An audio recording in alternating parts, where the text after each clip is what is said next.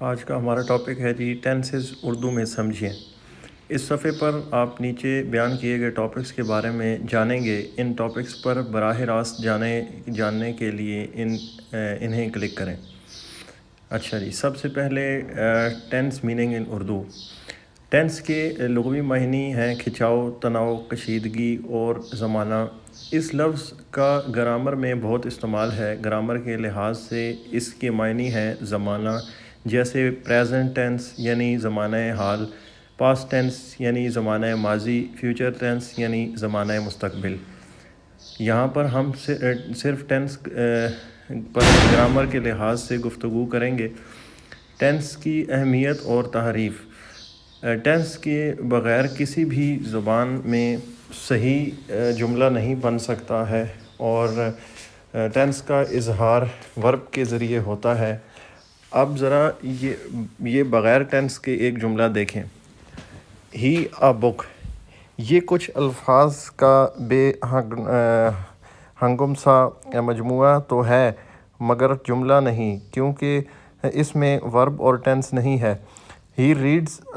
اب اس میں ٹینس اور ورب ڈالتے ہیں۔ He reads a book. He is writing a book. He will read a book. He wrote a book. آپ نے دیکھا کہ ٹینس اور ورب ڈالتے ہی یہ بامعنی جملے بن گئے۔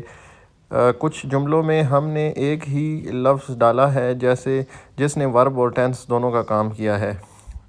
بغیر زمانے کے اظہار کے جملہ نہیں بنتا، کیونکہ ہر چیز یا بات کا کوئی نہ کوئی زمانہ تو ہوتا ہے۔ ٹینس لاطینی زبان کا لفظ ٹیمپس سے نکلا ہے، جس کے معنی ٹائم یعنی وقت یا زمانہ۔ انگریزی میں 3 ٹینسز ہوتے ہیں: پریزنٹ ٹینس، جس کو اردو میں زمانہ حال کہتے ہیں، پاسٹ ٹینس، جسے اردو میں زمانہ ماضی کہتے ہیں، فیوچر ٹینس، اور جسے اردو میں زمانہ مستقبل کہتے ہیں۔ ان میں سے ہر ایک کی مزید 4 شاخیں ہیں، جن کو اردو میں اسپیکٹس کہتے ہیں: سمپل یا indefinite, perfect, continuous, perfect continuous. یہ کل 12 ٹینسز ہیں۔ 12 ٹینسز کے نام آپ دیکھ سکتے ہیں: present simple indefinite, present continuous, present perfect, present perfect continuous, past simple indefinite, past continuous, past perfect, past perfect continuous tense, future simple indefinite, future continuous, future perfect, future perfect continuous tense. Present simple indefinite tense کی اگر ہم بات کریں تو اس tennis کو کچھ لوگ present simple اور کچھ لوگ پریزنٹ انڈیفینٹ کہتے ہیں۔ بات ایک ہی ہے۔ اردو میں جن جملوں کے آخر میں تا ہے، تی ہے، تے ہے لگتا ہے، وہ پریزنٹ انڈیفینٹ ٹینس کے جملے ہوتے ہیں، جیسے وہ بھاگتا ہے، میں لکھتا ہوں، ہم کھیلتے ہیں وغیرہ۔ جب ہم ہیبٹس، جرنل فیکٹس اور ٹائم ٹیبلز کی بات کرتے ہیں تو یہ پاسٹ پریزنٹ انڈیفینٹ ٹینس میں آتے ہیں۔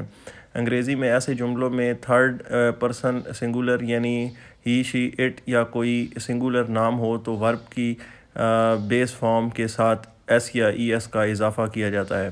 فرسٹ پرسن اور سیکنڈ پرسن کے ساتھ ورب اپنی بیس فارم میں بغیر کسی تبدیلی کے استعمال ہوتا ہے۔ فرسٹ پرسن، سیکنڈ پرسن اور تھرڈ پرسن سنگولر اور پلورل کے بارے میں ہم ورب سیکشن میں تفصیلی سے پڑھ چکے ہیں۔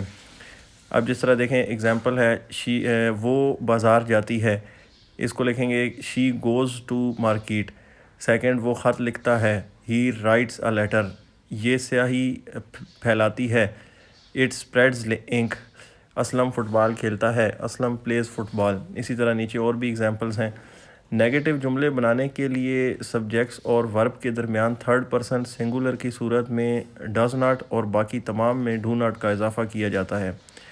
جس طرح آپ کے سامنے لکھی ہیں سینٹینس کچھ لکھے ہیں: she does not go to market, Aslam does not play football, I do not write a letter, you do not play cricket. Interrogative جملے بنانے کے لیے سبجیکٹ سے پہلے تھرڈ پرسن سنگولر کی صورت میں ڈز اور باقی تمام میں ڈو کا اضافہ کیا جاتا ہے اور سوالیہ نشان جملے کے آخر میں لگایا جاتا ہے۔ جیسا کہ ابھی آپ کے سامنے لکھا ہے، does she go to market, question mark. Does Aslam play football? پھر question mark. Do I write a letter? پھر question mark. Do you play cricket? Question mark.